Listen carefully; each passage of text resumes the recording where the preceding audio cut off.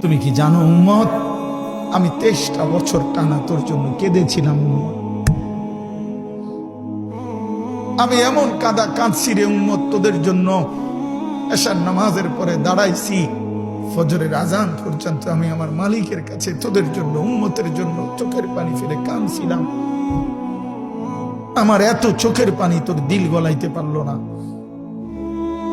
আমি তায়েফের পাথরের আঘাতে আমার পিঠটা চালনির মতো ছিদ্র ছিদ্র হয়ে গেছে রক্তে।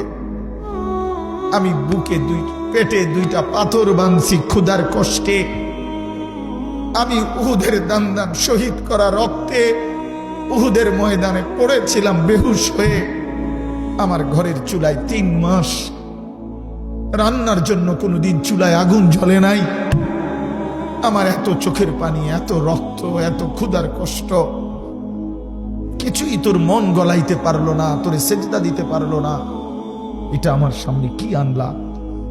আমি এই আমলনামা নিয়ে আল্লাহর সামনে কেমনে দাঁড়াবো? আমি কেমনে বলবো আমার মালিকের কাছে আমি কি সুপারিশ করব?